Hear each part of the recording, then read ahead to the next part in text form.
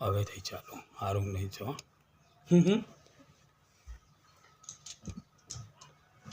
પ્રશ્ન 1 પાર્ટ 2 જવાબ. એમાં કૃષ્ણ જન્મ સમયના પદો, બાળ લીલાના પદો, મથુરા ગમનના પદો, વાત્સલ્ય ભાવના પદો વગેરે વગેરેને ગણાવી શકાય.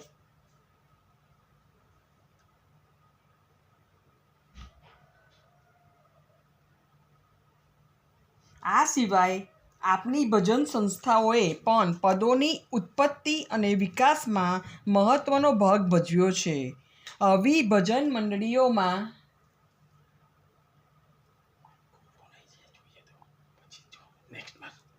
ધર્મપ્રેમી મનુષ્યો અગમ નિગમના, સંસારની ક્ષણિકતા અસારતાના, પ્રભુની મહત્તાના ગીતો ગાતા હોય છે. એને એક પ્રકારની પદ રચના જ કહી શકાય. આ પ્રકારના પદોમાં ભક્તિ અને ધર્મભાવના કેન્દ્ર સ્થાને હતી. મધ્યકાળના અનેક કવિઓએ સંભોગ શૃંગાર કે વિપ્રલંભ શૃંગાર મન મૂકીને ગાયો છે. નરસિંહનો શૃંગાર માઝા મૂકે છે, જ્યારે મીરાના પદોમાં સ્ત્રી સહજ મર્યાદા દેખાઈ આવે છે. વિપ્રલંભ શૃંગારના પદોમાં ગોપીઓના વિરહની પડખે પ્રકૃતિના વર્ણનો પણ નિરૂપ્યા છે. નરસિંહ, મીરા અને અન્ય ભક્તોએ આ કાવ્ય સ્વરૂપને સારા પ્રમાણમાં ખીલવ્યું હતું. એમના અનેક પદ લોક જીભે રમતા રહ્યા છે. પદ એ ઊર્મિકાવ્યનો સગોત્ર હોવા છતાં એ અગાઉ કહ્યું તેમ લાંબુ પણ હોય છે, પરંતુ એમાં ઊર્મિની ઉત્કટતા અભિવ્યક્ત થતી હોવી જોઈએ. પ્રભુ મિલન, પ્રભુ વિરહના ભાવો, પ્રેમ લક્ષના ભક્તિના ભાવો એમ ભિન્ન ભિન્ન ભાવો પદોમાં વર્ણય વિષય બનીને આવે છે. પેરેગ્રાફ. પદોમાં ઊર્મિતત્વ સર્વસ્વીકૃત બનીને આવે છે. આમ છતાં ઊર્મિના આલેખનની સાથે જ્ઞાન, ઉપદેશ, ભક્તિ, તાત્વિક અભિગમ, કવિતા વગેરે પદમાં એકરસ બનીને આવે છે. પદ અને આખ્યાન વચ્ચે તાત્વિક ભેદ છે. પદ સંક્ષિપ્ત હોવાથી એમાં એક જ ઊર્મિનું નિરૂપણ થતું હોય છે. પદમાં સંગીતનું, લયનું પણ એક અલગ જ મહત્વ હોય છે. પદમાં ભાષા ગાનના તાલ અને લયને અનુરૂપ હોવી જોઈએ. પદની રચના સમયે શબ્દોની ગોઠવણી જ એવા પ્રકારની હોવી જોઈએ કે માત્ર એનું પઠન કરવાથી જ એમાંથી સંગીતનો લય અને તાલ આપોઆપ પ્રગટ થવો જોઈએ. ટૂંકું અને લઘુ કાવ્ય તથા ગેયતા એની વિશેષતા બને છે. પદની ઉત્પત્તિને હૃદય સાથે જોડી શકાય, અર્થાત ઊર્મિતત્વ એ પદ સ્વરૂપનો પ્રાણ છે. પદને અર્વાચીન કાવ્ય સંજ્ઞા આપીએ તો એને ઊર્મિકાવ્ય લિરિક લિરિક કહી શકાય. હૃદયની જેવી ભાવના કે ઊર્મિ પદમાં અભિવ્યક્ત થાય છે, તેના બે પ્રકારોમાં પ્રેમ લક્ષના ભક્તિ અને ઉપદેશાત્મક અભિગમને ગણાવી શકાય. નરસિંહ મહેતા, મીરાબાઈ અને પ્રેમાનંદ (પ્રેમસખી) ગોપી બનીને જે ભાવ અનુભવતા, વિરહ વ્યથા, મિલન માટેનો તલસાટ, મિલનથી ઉદ્ભવતો આનંદ ભાવ, કૃષ્ણ સાથેની પ્રણય ક્રીડાઓનું કાલ્પનિક નિરૂપણ કરવામાં એ ભક્તોની પ્રેમ લક્ષના ભક્તિની ભાવના ઉર્મી રહેલી છે, જ્યારે ઉપદેશાત્મક પ્રકારના પદોમાં શાંત ભાવ હોય છે. મધ્યકાલીન સંત કવિઓએ ભક્તિની ઉર્મિને ઉત્કટ માત્રામાં કાવ્યબદ્ધ કરીને આલેખી છે. એમને જ્ઞાન, વૈરાગ્ય તથા તત્વબોધના પદો પણ આપ્યા છે. તેમાં એમના ઉર્મિવત હૃદયની સચ્ચાઈ અનુભવાય છે. નરસિંહ મીરાના ભક્તિ સંવેદનના પદોમાં અનુભૂતિની સચ્ચાઈ, ભાવની પ્રબળતા મુખ્યત્વે જોવા મળે છે. પેરેગ્રાફ.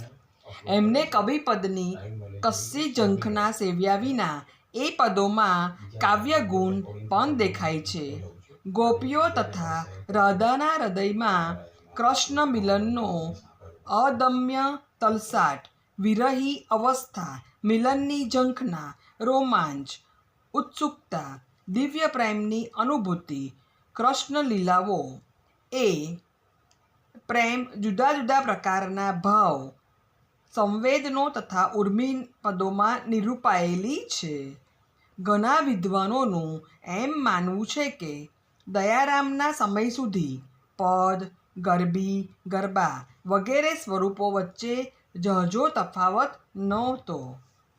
ગરબીમાં પંક્તિને અંતે એની ગેયતામાં વધારો કરતું અને સમૂહમાં ગાવાને અનુકૂળ આવે એવું લોલ, હોજી, હો વગેરે આવે છે, જે નરસિંહ અને મીરાના પદોમાં ખાસ પ્રમાણમાં જોવા મળે છે.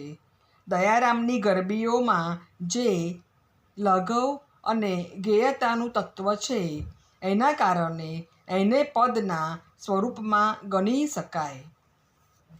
પ્રીતમની દાનની ગરબીઓને પદની સંજ્ઞા અપાયેલી છે.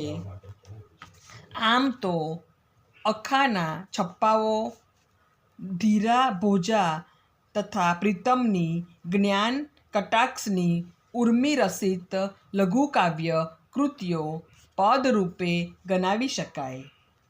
જૈન, વૈષ્ણવ, શૈવ, શાક્ત, વેદાંત, સ્વામિનારાયણ એમ મોટાભાગે બધા જ સંપ્રદાયો તથા ધર્મોના કવિઓએ ઓછી વધતી માત્રામાં પદરચનાઓ આપી છે.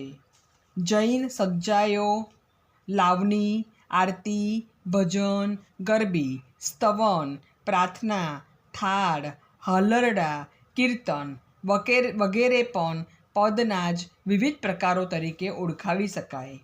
જ્યારે વિવેચક ડોલરરાય માંકડે પદના 2 પ્રકારોમાં ભજન અને કીર્તન એમ ગણાવ્યા છે. ઈશ્વર સ્તુતિ, પરમાત્માની મહત્તા તથા ભવ્યતા, આત્મા પરમાત્માની એકતા, જગત સંસ્કાર પ્રત્યેનો નિર્વેદ ઉદાસી, ઈશ્વર પ્રત્યેની શ્રદ્ધા એમ વિવિધ ભાવો ભજનમાં આવે છે. ખાસ કરીને ભજનની વિશેષતા એ છે કે એમાં ભક્ત ભગવાન પાસે કશી જ માંગણી કરતો નથી. કીર્તનમાં મંદિરસ્થ દેવદેવીઓનું ગુણ સંકીર્તન આવે છે. પેરેગ્રાફ. પદ એ લાઘવનું સ્વરૂપ છે. એ હંમેશા ટૂંકું જ હોય છે એમ ઘણીવાર મનાવવામાં આવે છે. પરંતુ મધ્યકાળમાં પદમાં કથાઓ પણ નિરૂપાયેલી જોવા મળે છે. રોજ સવારે ઉઠીને જૈન સાધુ કવિઓ કે જૈનો પોતાના અભ્યાસ માટે મોઢે જે બોલતા તેને સજ્જાઈ સ્વાધ્યાય કહેવાતી. એમાં ઉપદેશક કે કથાઓનું આલેખન થતું. એને પદ જ ગણી શકાય.